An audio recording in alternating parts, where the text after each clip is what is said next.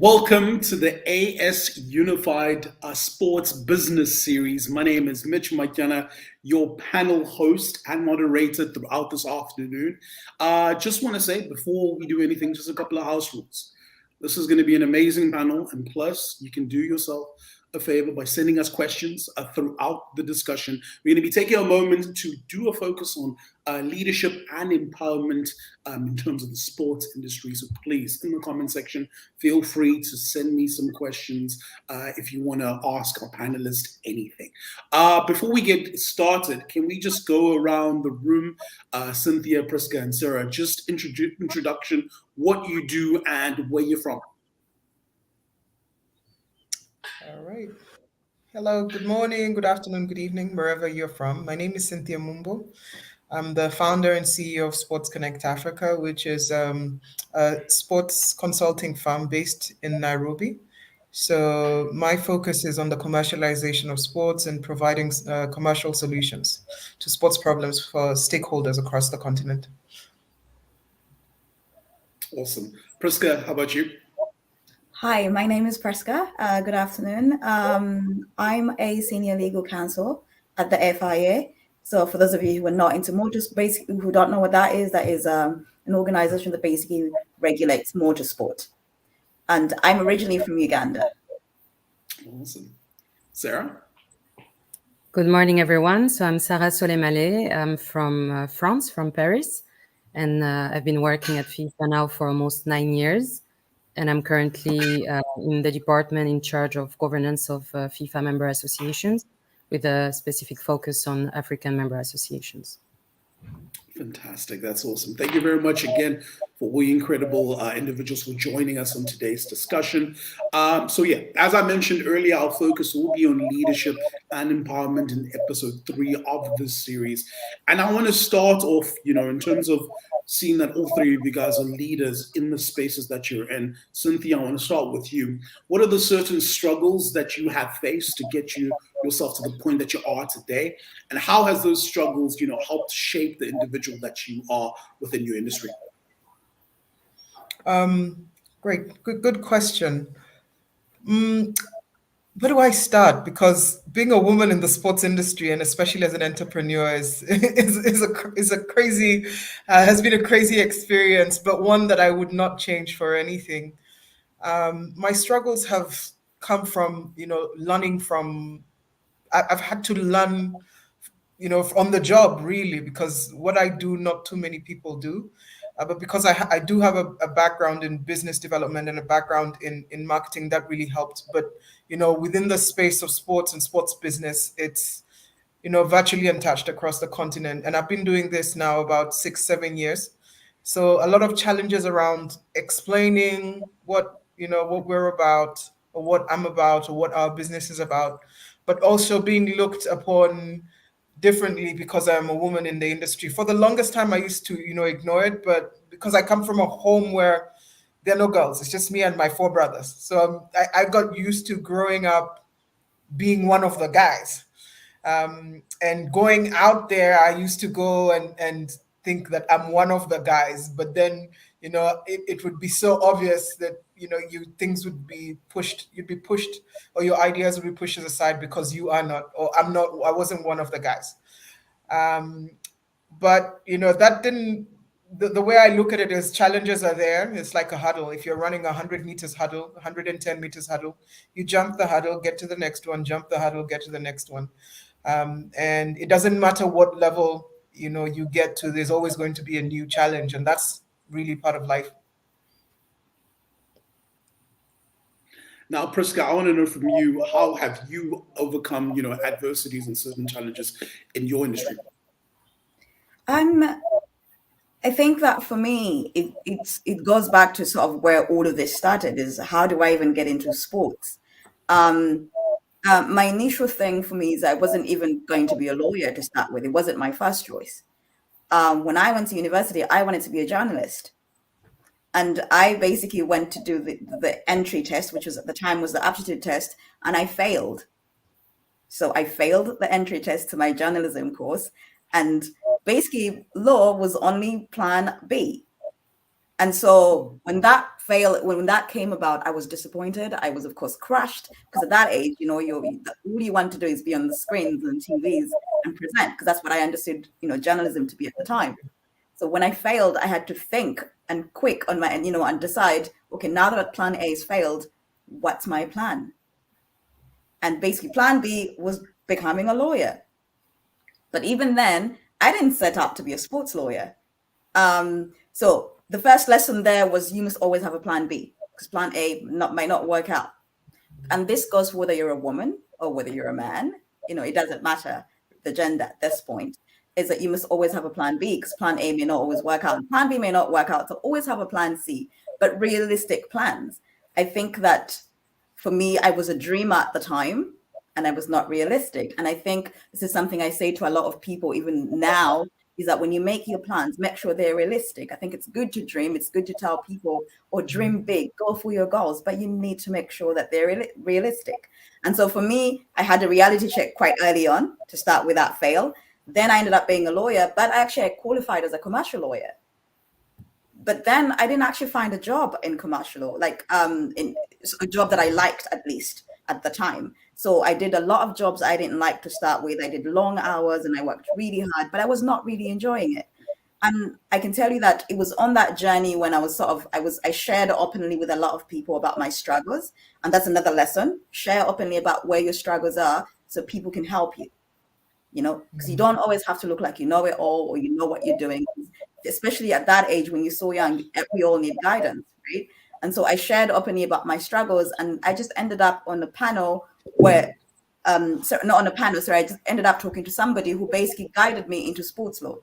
And that's how I ended up at FIFA, actually, because before I came to the FIA, I was at FIFA before that. And I only left FIFA at the end of last year. So it's just to say that you need to be flexible in life, because there's going to be challenges. And I've had so many of those along the way. But I've always had to say, okay, that's failed. What's my next plan? So the lesson here for me is have a plan A or B or C. Also, just make sure it's realistic. I like that. Just, putting certain measures in place in order to make sure that you achieve your goals, because sometimes we overlook those little minute goals that we have because we always have the big picture, but it always starts off so small and then just gradually working towards that. Now, Sarah, speaking about, that bounce back and making that decision of, I'm going to go for this. I'm going to be, a leader. I'm going to be empowering. I'm going to be in this space. How do we, switch off that mental block? Because most of the time it is that, sometimes people have, you just feel like you don't deserve to be in that space or you shouldn't be there. But how do you switch off that mental block to be like, you know what, I own my place. I should be here. I've learned from this and that. And now I'm happy that I'm here.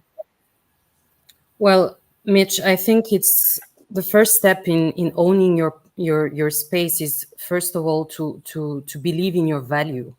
I think as from the moment you believe in your value, you believe in yourself, you give yourself every opportunity to shine, then you can be taken seriously, and you will take yourself seriously as a start. So I think it starts with believing in yourself. Then I think what's important is not to judge yourself against others.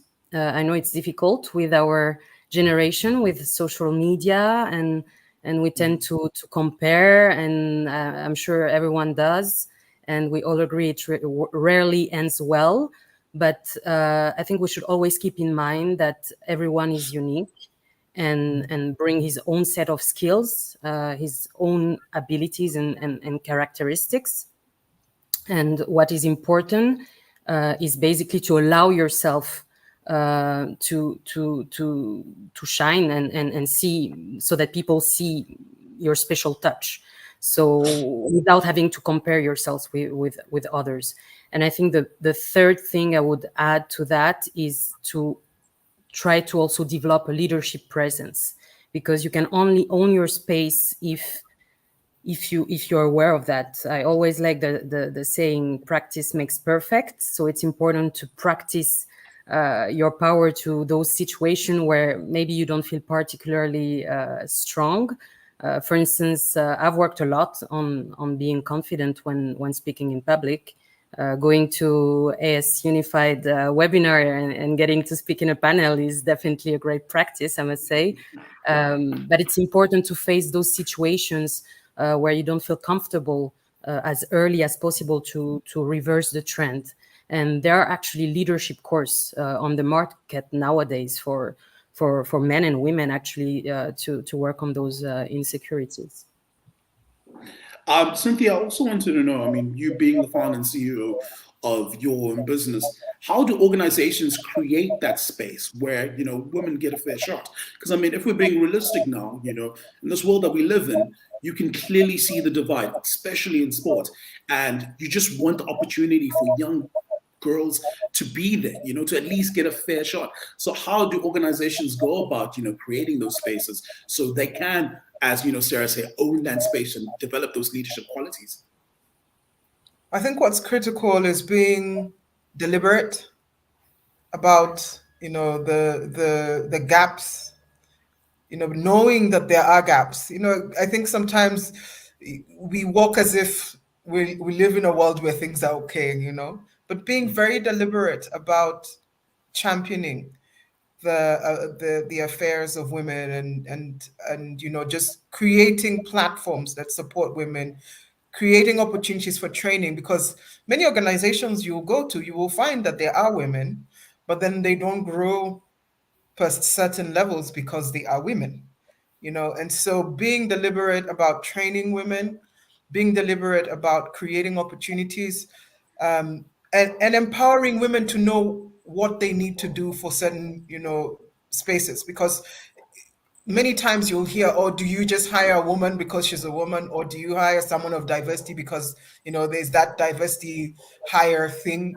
We have to be deliberate about empowering women to be qualified, because the excuse is women are not qualified. But then the businesses have the opportunity to empower the women who are within, their spaces. To qualification is about education, it's about empowerment, and then growing them into those positions and allowing them to make sudden mistakes, so that they can learn, because you can't learn unless you're given an opportunity. So giving women opportunities to grow into those spaces of leadership. Yeah, I think that's fair. I think you hit the nail on the head with that one. Priska, I want to know from you, in terms of just moving more into that leadership aspect of things, what are the certain things have you learned, from your leadership style, how you champion the certain ideas and certain things that you have presented? I think also maybe just to sort of slightly go back to what Cynthia was saying about empowering women, right? I happen to be a product of sort of being empowered by women. So it's one thing for women to want to be empowered in the workspace and all of that. I think that we as women, we have the role, especially the women on this panel, for example, we have that role where we have to then sort of take the torch and pass it on to other women, based on sort of, because we know the struggles that we've faced being here. So I'm a product of a woman who took a chance on me when I started my sports journey at FIFA, who basically saw me for what I am, saw my strengths, saw my weaknesses, and then what she did was took my strengths and basically, she basically took my strengths and focused on those and expanded on them, right? And on that basis, as Sarah was saying, then over time, you become confident because you've got one thing that you're really great at that somebody has sort of focused on, and then you start to kind of gain confidence to then do other things. So I'm a strong believer in, first of all, as women who have made it to this position where we are, to understand that we have the role to then take the younger women and guide them sort of on their journeys. I think in that sense, that's the one thing I would sort of start with. But the one thing I also want to say is we have to have empathy, communicate clearly and have empathy. I think that we, as leaders, whether we're male or female, I think that empathy is a strong one, because a lot of the times you might have a young lady who's really good at what she does, or maybe is not as good as you are, maybe is not as strong as you are. But I think that I always say that in my position, I always believe in communicating what I'm trying to say, but above all, being empathetic to the person's situation. Because only then, if somebody feels like you're listening to them and that you're guiding them, and above all, you have empathy, they will then sort of have the opportunity to shine because they think that you believe in them. So that's really what I would say on that point. Yeah, I hear you. I think the essence of the blueprint, setting that out and just passing the torch is also key. And I think you also pointed something amazing in there with your empathy point about communication. Now, Sarah, what is the importance of being a leader in this space when it comes to communication? Because, sometimes it can get competitive. Sometimes, Priska has already mentioned about the feeling of letting people know what your issues, how you're feeling, where your struggles. How important is that key of communication? Communication is key, especially in all layers within an organization or in life, that is private or professional, but especially I would say whenever we're touching upon leadership positions. I think a good leader speaks clearly, but at the same time needs to strike a balance between firm and delicate messaging.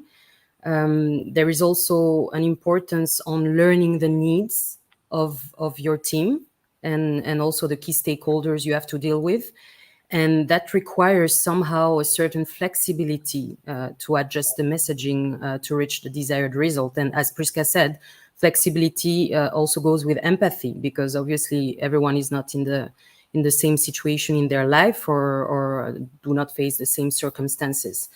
So I think lessons I've learned in terms of leadership is really good communication skills and trying always to adapt and to be flexible. Where I would like to also emphasize is what I've learned recently is that leadership is also hard. In my view, it requires courage and commitment, and a good leader must push through fear and act, and not only speak. And whenever there are times for tough decisions to be made, I think those ones are made by leaders, and that's what differentiate them from the rest, from the others, from managers or the rest of the people. And challenging a system well set, of course, leads to criticism and pushback. But a good leader does not retreat or shy away. He or she just takes a stance and pushes forward. So what I mean is that I think leadership is hard and requires courage, but in exchange, of course, people follow leaders who fight for them, and they make the necessary sacrifices for the leaders who serve them. So communication is important for a leader, but I think decisive decision making is also very key in terms of leadership position. For those who are watching this on YouTube, please feel free in the comment section to ask questions as we go. We will be answering them a part of this discussion. Cynthia, I think we've established the communication, we've established, just the empathy, but also something I want to jump on is the importance of collaboration. We already know, women in sports, there's not enough spaces for everyone. So you sometimes get that competitive, nature because of organizations lacking to create spaces enough for everyone. How important is collaborating, on projects with people in order, to get things done, in order to grow together? The world that we live in today, you can't move without collaboration. It's inevitable. You have to work with people. One thing I've learned as a leader is that I don't know everything. I might know how to be in a certain space, but somebody else might know how to open a different door, and that will require for me to collaborate with them to open that door.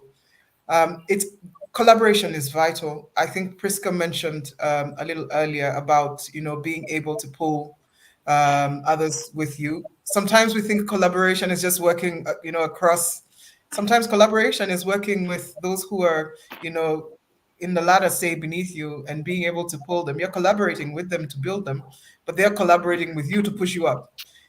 So for me, what's critical is understanding your environment, understanding what you know, and what you don't know, and understanding that it is okay to work with other people who know something that's different from you to be able to achieve whatever vision you're working towards, or whatever goals and objectives that you're working towards. You can't run away. We don't work in a vacuum. And so that collaboration bit, and you can't communicate You can't collaborate unless you have the gift of communication. So it all, works together. It's all this web where everything is interconnected. I got a message coming through from Adem on YouTube who says, with the collaboration point, what opportunities are there for the youth and what tools can be utilized to bring more young girls into sport and stay in it? Priska, I want to direct this question to you. I almost feel like Cynthia is probably best placed to answer that question. Sure. In that position where, Great. Yeah. No worries, Priska. I'll take that up. So I work in a space where development is big. So I've been lucky to have set up a basketball program called Vikapo Elite Basketball Academy. I don't run it now, and that's because I realized that I'd gotten to a point where I needed to grow to something else. So, focus on Sports Connect Africa. And so what I did as I moved on is that I allowed the Coach Zedi, and the administrator, Grace, to take up. It's a matter of knowing that you can hold people's hands and allow them to be. So I'm sitting on the advisory board now, but that's because I allowed myself to move. It wasn't the easiest of decisions, but that's because I allowed myself to move, and I gave an opportunity to another young person to run a whole organization. They've just come back from Senegal for the first time. They were invited to the Seed Foundation, program. But maybe that wouldn't have happened if I was holding on. I'd have probably been the one to go, and then the opportunities that would have been available to these two leaders would not have been the same. I feel that it is important sometimes, to let go, but also to create. As leaders, you're creators. As leaders, your business is to be able to say, I can see this person, I can see that other person, and, be that person that creates opportunities for other people. It's actually one of the most difficult, things to do, to be a creator for opportunities. Because sometimes we want to stay stuck in this space. When you get comfortable, you want to hang on because it's working. But it's important to be able to create and say, I can see qualities in this person, I can see qualities in B, C, D, and really just bring up these people into these spaces and allow them to grow. I like this comment that came through from Sports Tourism, who literally just said, a great example of collaborations for women's sports empowerment is what recently took place in South Africa, where Banyana Banyana, the South African women's team members, received full university scholarships, which is, it goes hand in hand with empowering, There is something in there, and that's amazing to see. And I want to go back, Priska, to, the grassroots level, or, young girls who are coming up, who are looking at sports, who enjoy it and want to be a part of it.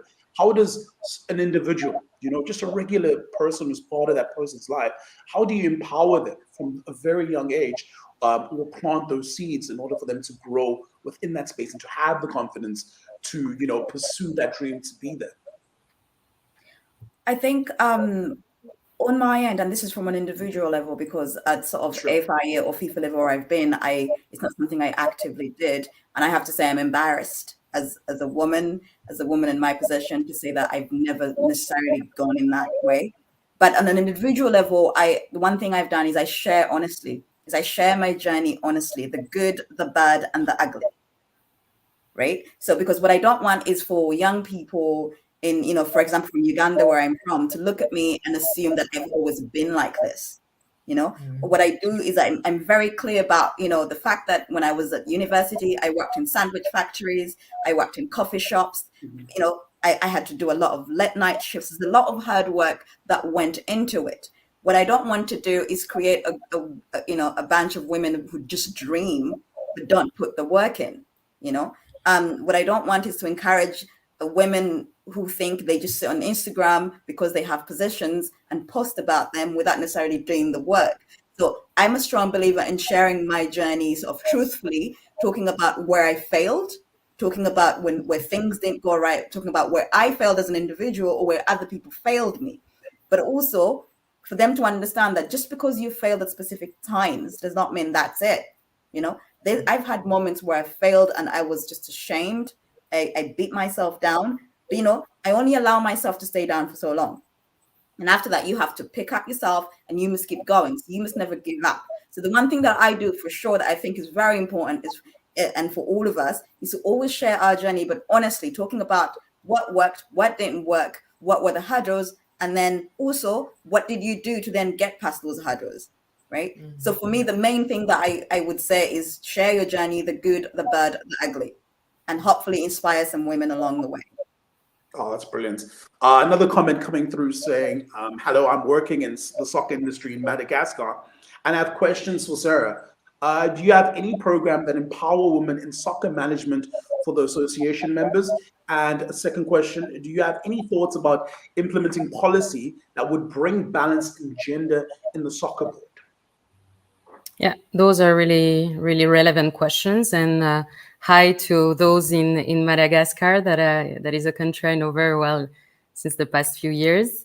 So taking the second one, of course, it's important for sport organization and FIFA, obviously, taking the lead on that, to adopt policies and especially to adopt governance targets.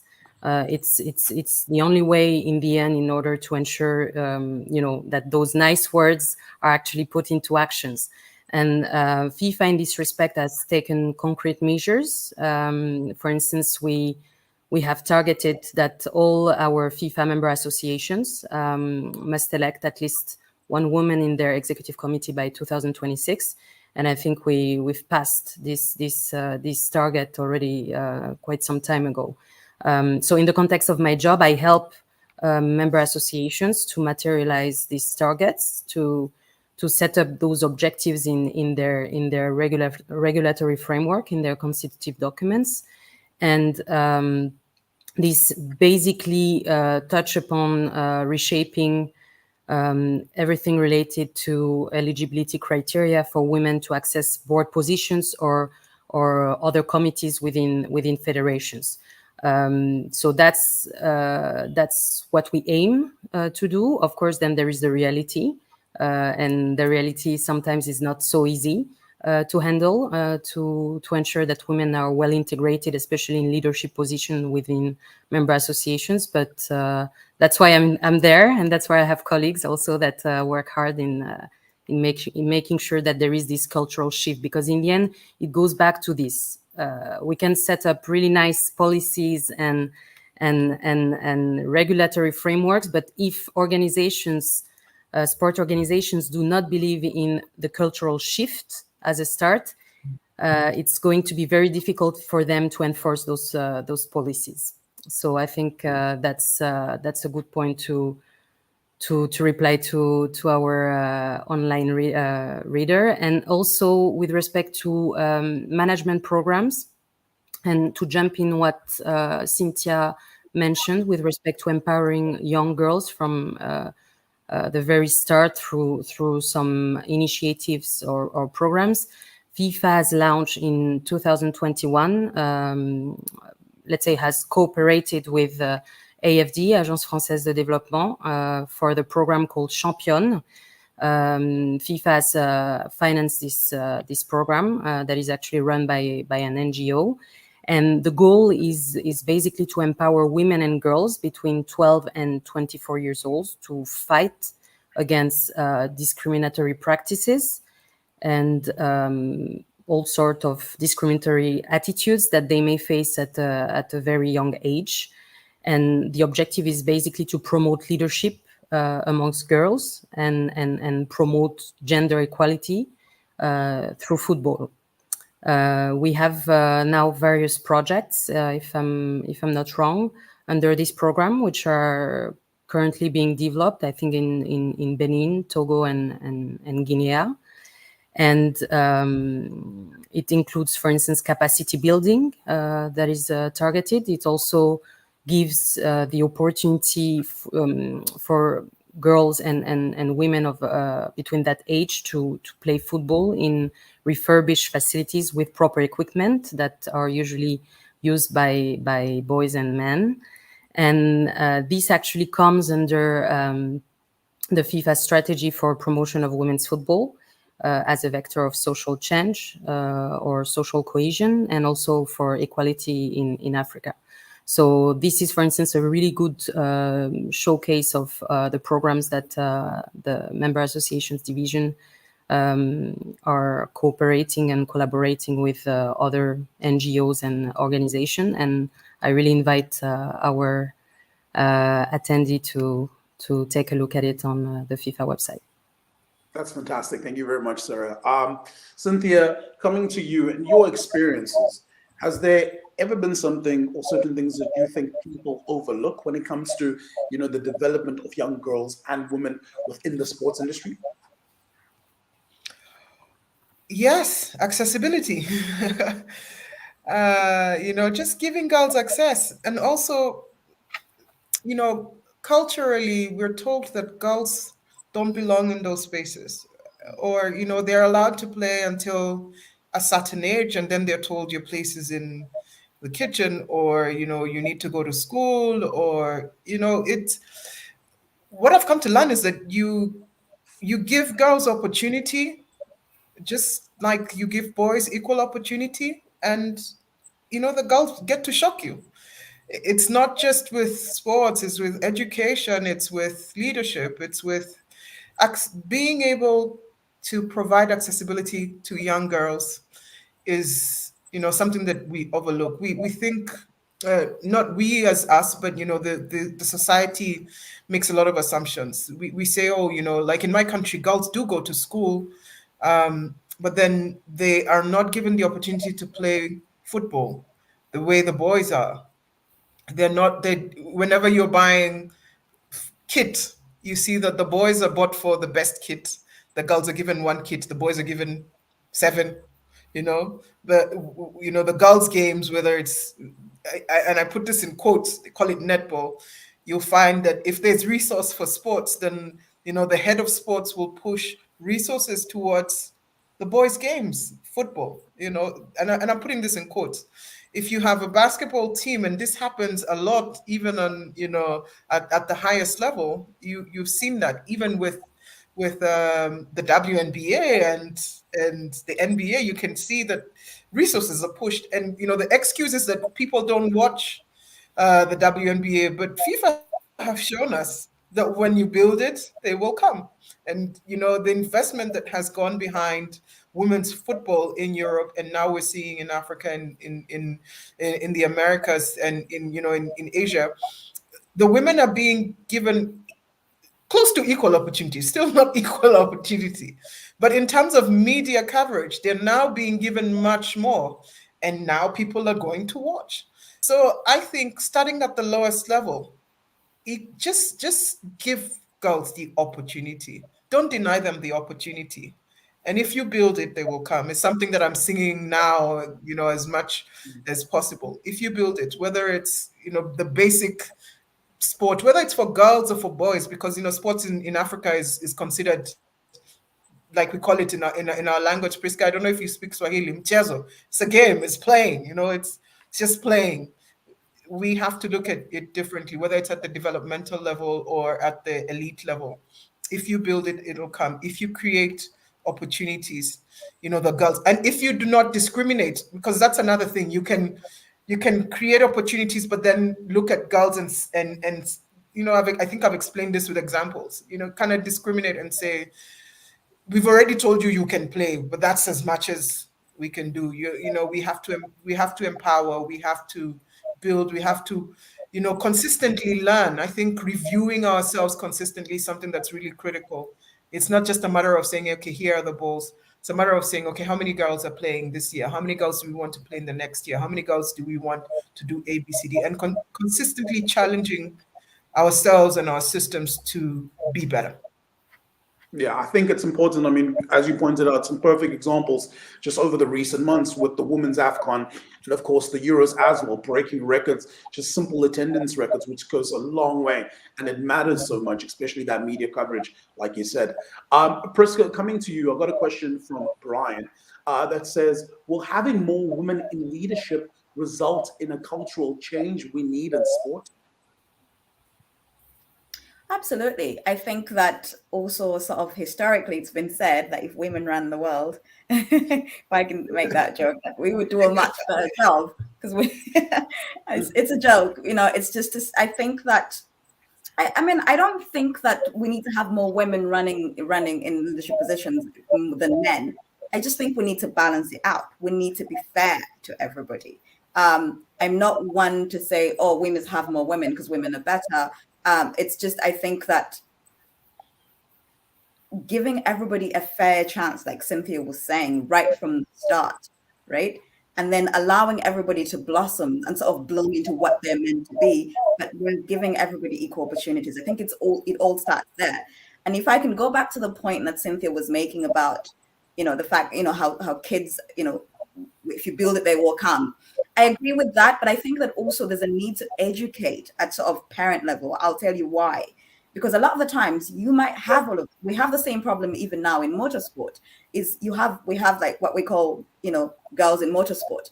We have a lot of kids who join karting at a specific age, for example, who then hope to eventually, evolve into the next stages. But by the time they become teenagers, a lot of the cultural aspects fall into place. Because the fathers will say, no. One, you have to get married, or two, no, you should be in school, or you should stay at home and look after your siblings. So I think there's also a need to educate the parents, and I haven't thought about what shape that or form that should take, but I think it's something we need to think about, because at the grassroots level, it really starts at home.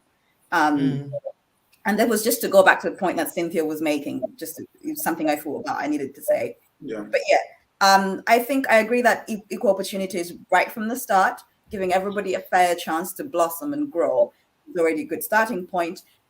At this point where we are, I think, yes, there's a need to balance things out and have sort of more women in leadership positions, empowering them so that the younger, I think, which is why it's a good thing to have these panels, right? Where you have an all-women panel, and hopefully a lot of the younger girls who are going to watch this will say, oh, wait a minute, I could be like those people. And which is why I think it's important that we all share honestly and say, look, this is great. It's nice that I'm here, but this is what's happened. This is the journey that I've taken to be here, so that they understand that it's not easy, but you can do it. Also, we got another question for Sarah that says, is there or will there be a space in FIFA to accept innovation projects in women's development from interested people, maybe something like a challenge or competition? Well, I'm not going to speak for the women's football division, but I'm sure that they would be happy to hear any ideas that would be innovative and that could actually push forward the women's game. So I really invite the relevant person who asked the question to send it over to AS Unified or to me directly in private. I also wanted to know, is there, like right now where the world is and how modernized everything is and how we all connected through social media, is there a role that social media plays in terms of women in sport, in terms of the leadership and empowering? Because sometimes we look at it and say, most people are like, oh no, that's bad, let's stay away from it. And there are others on the other side of that coin who say, you know what, this can be a tool that can be used. So Cynthia, how can we, use social media in terms of that aspect, in terms of getting the education out there and just the certain things that it helps us with? I like that question. You're in a virtual room with three women from, across different countries. I'm in Nairobi, Priska's in Geneva. Sarah, where are you? Are you in Paris or you're in Geneva as well? I'm in Zurich. She's in Zurich.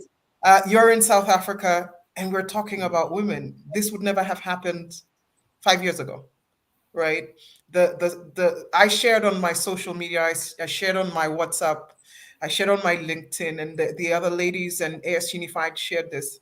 There's no question. Social media has made a huge difference. I was just checking the other day. I have about 9,000 connections on LinkedIn. I started on LinkedIn years ago. And I have so many young girls and so many women reaching out to me and saying, and especially in the last year or so, oh, I'm studying my master's in sports management, or I'm going to do ABCD in sports management, or in, just within the sporting spaces, whether it's law and whatnot.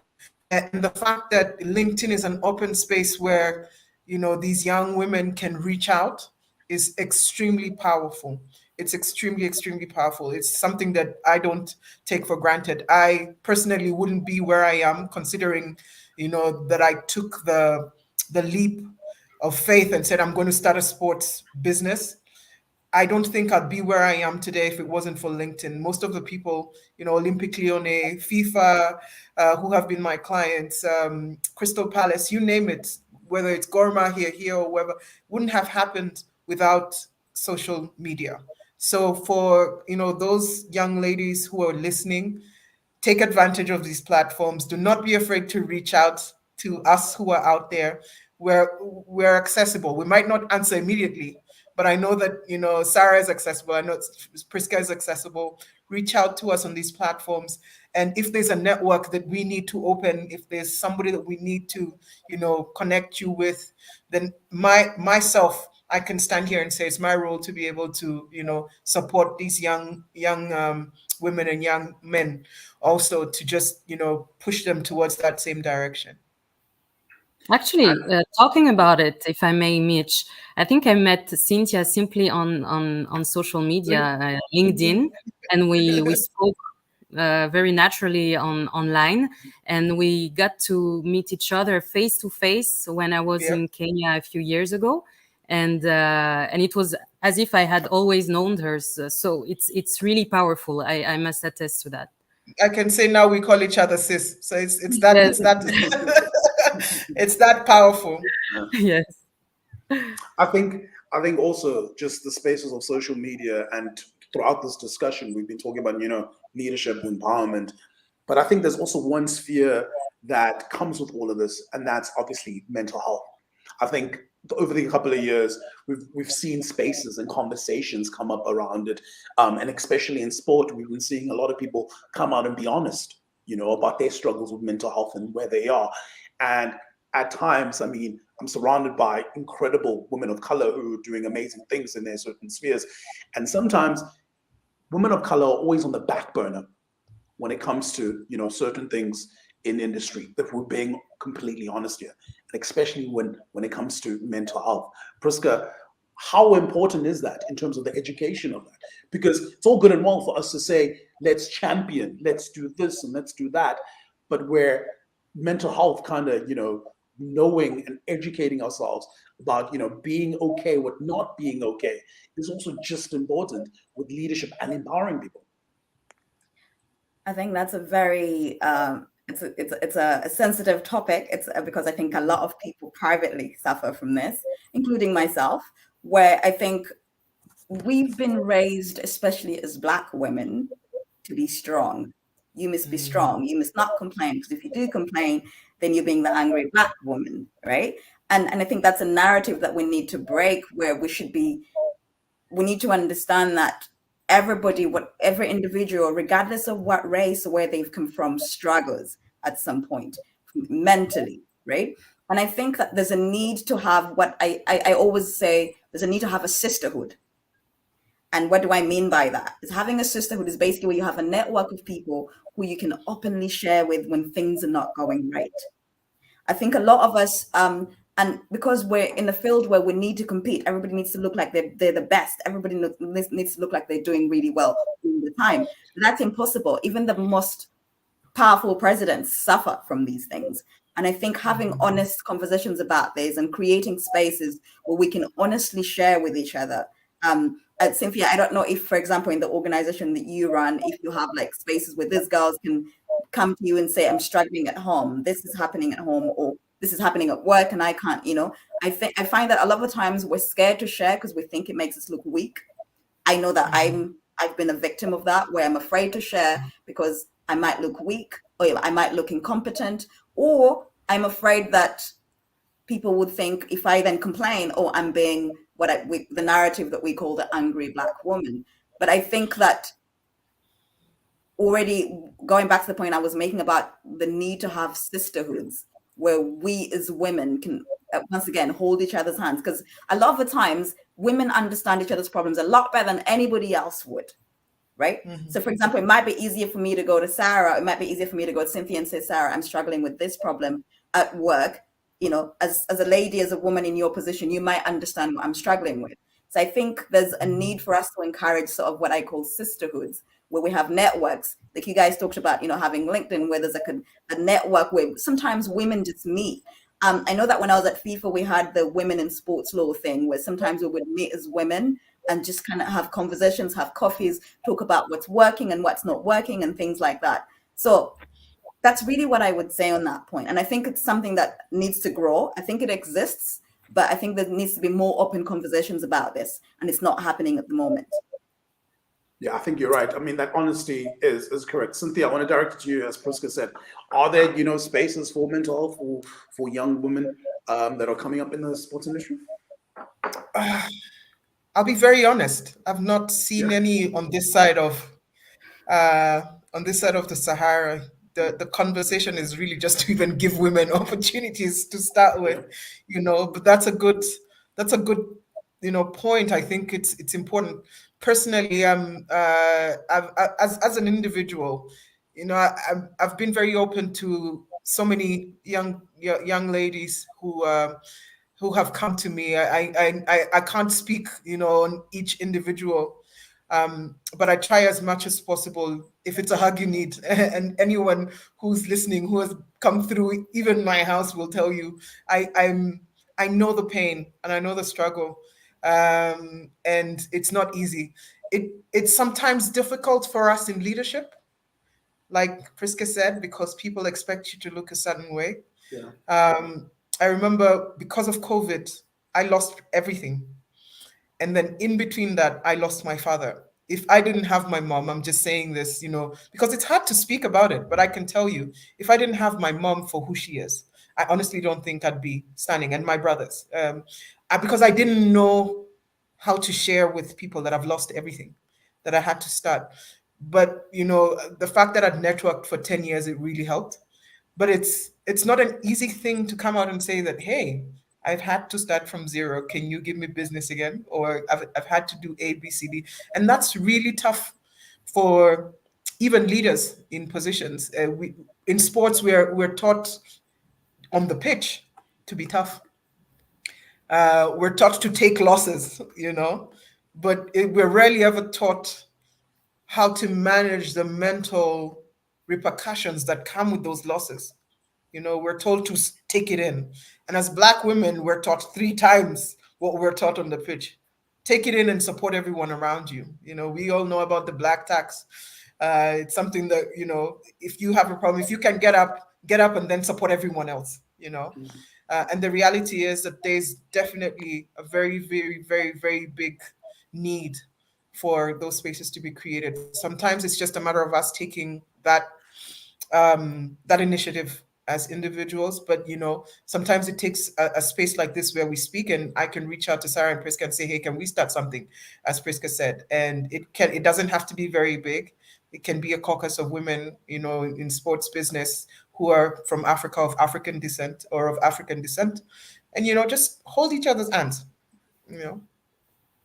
I also want to go to, I think, look, the importance of network and connection is really, really key. But, sometimes that you have this like block of social anxiety of, going out there and actually asking for help. So I just want to just direct it, if you guys can share, even if you have some personal experiences of how do you overcome the leadership pressure, on your own, like when you have that moment where sometimes life is just getting so busy and just out of your reach, how do you pull yourself towards yourself? You know what I mean? Where sometimes you can't get that instant message from someone or reach out. So what are the certain things maybe you do, Sarah, just to be like, I am here, I'm present, and I'm doing what I need to do? I think it goes with, it revolves around the topic of resilience and self-control somehow, or finding maybe an activity where you can release the stress, or release the anger, release the frustration, all those negative feelings that still are part of humanity. And I think it goes to that. You need to have, your moment, your bubble or you need to have your habit that allows you to do that. From my side, if I may share, I love to speak languages. So during COVID, when basically, exactly as Cynthia said, a lot of people lost a lot, or maybe businesses were quite, let's say, challenged and were under pressure, and there was not so much work. There was obviously a lot of tensions, I think, in the sport world or in the business world, and I decided, okay, I will learn a language, because that's what I do. I that's my way to find, a distraction and basically, switch off from whatever issues or frustration that I may face. So I decided to learn Portuguese, and I'm super happy after 2 years.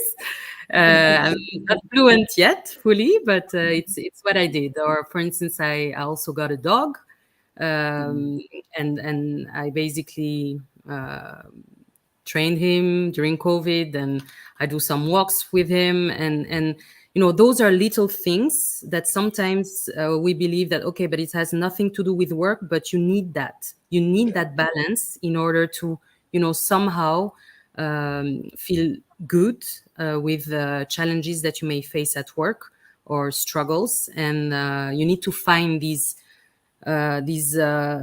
little things that make you happy and balance you out outside work, I would say. Now, Prisca, we got a message that came through, which just a quick question that says, because you were speaking about the empathy point a little bit early on in our discussion, what advice would you give women where empathy is seen as a weakness and taken advantage of in the workplace? Oh, that's such a great question. It's a great question that even I struggle with. So maybe we can kind of all discuss. We can open it. We can open it to the floor. Open it up. It's something that I struggle with as well. But I think I believe in.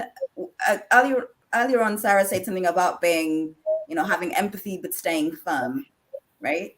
Like you can have empathy, especially as a leader. You can, for example, if you're leading a team, yes, you should have empathy. Absolutely, you should communicate and all of that. But you need to be firm. For as long as you believe that what you're saying is fair, you have to be able to sort of communicate your message, have empathy, but stay firm, and also stand your ground, because you can't also be a leader that sort of dilly-dallies, right? You can't flip-flop, right? So there's that need to sort of balance it out.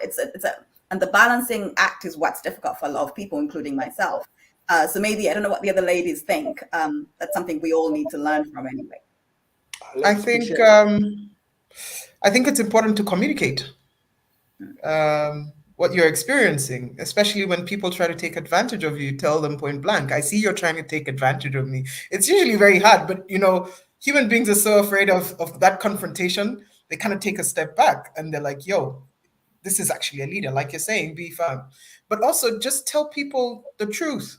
I don't like this kind of approach, and this is why I don't like it, and this is why I don't think it'll take us to the space where we need to be. Just stand your ground, be firm. It's extremely difficult as women. You will be called names, you will be called the B word. They will say you're too much. They will say you don't know your place. I've experienced all of that. They will say, how dare you? You'll be told all those things. Last year, I ran for president of the Basketball Federation. And I announced my candidature 7 days to, and my goodness, it was insane. The kind of experience I had in 14 days was absolute madness. The 7 days to, and then the 7 days after was interesting because I stood my ground. I stood my ground in the 7 days. I was abused. It became personal for so many people. But after I ran the race, I lost only by 12 votes, and 9 were incumbent votes, guys. So I did pretty well out of 100 and something votes. I lost by 3 votes. But the way people looked at me changed because I stood my ground, So I'm moving away a little bit from the empathy question because, that standing your ground conversation is very important. But what happened was, because I stood my ground, after the election, the respect was so high because I took in so much and I didn't play the game that was being played on the other end. I didn't respond. The expectation is that as women, you should respond in a certain way. The Black woman conversation. Oh, she's emotional. Oh, she's this. If anything, the other side, men use that emotional thing on women, but men are more emotional, if you ask me. Mitch. I'll agree. I'm not gonna fight it. I would 100% agree. It's a reverse psychology kind of thing. And so, the fact that I stood my ground, the respect came, and the respect has stood. I choose not to play the game that's being played on you. We're playing in a competitive space. You can't run away from the competition. Just be a smarter person in that space. The fact that someone is using your empathy to take advantage of you is a game. So if you know that game, your response should be, I'm standing. This is, and then they come back and they'll try again and again. And at some point they'll end up respecting, saying, you know what, seems as if this person has changed. They now stand their ground. So if you need to go to this, it takes time. But, with practice and consistency and, just keeping your true self. And like Sarah says, be resilient. At some point, the names will come, but the respect will follow. I just want to go just to wrap things up in terms of conversation. If there's any, advice or some parting words that you would give young women who are looking at the sports industry and saying, I want to put my stamp on approval on it, I want to be a part of it, how would they go about it? What would you say? If you, for example, just giving yourself a little bit of young advice, I think just to help. Sarah, we'll start with you. Yeah. I would say, I would tell young women or women who want to enter the sport industry that they shouldn't be scared to be bold. Not to fit into a mold is fine. I think being bold is great. I love being bold. And to dare as well to believe that once you're in the sports industry, you may deserve more than what the industry actually allows you to get. It's really important, and also not to stay in your comfort zone, because obviously by staying in your comfort zone, you don't question yourself or the environment. And I think it's important. I'm someone I always question or doubt, and I always ask myself a lot of questions. So it's really helpful in most of the time. And last thing, I would also say that women shouldn't be scared to fail. I think being scared of failure is actually a big obstacle, and we all, at a certain point in life, in career or personal level, we will fail at some point because it's part of life.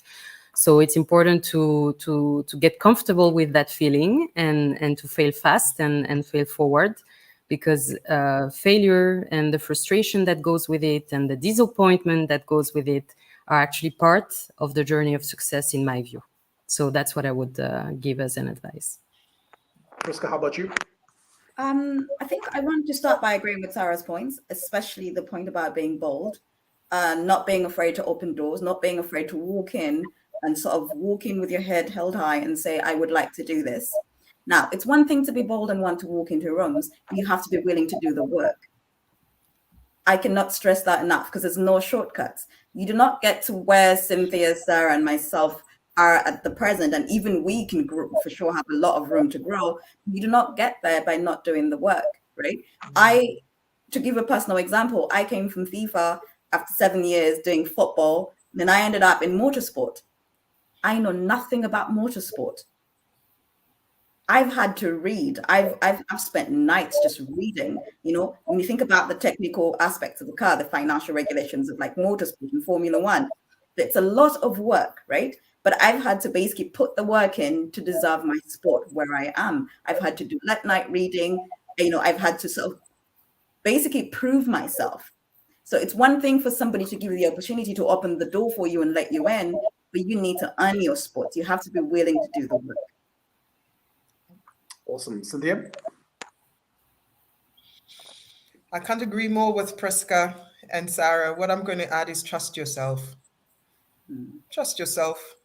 It really is. I mean, the moment you wake up in the morning, you know that I want to be in sport.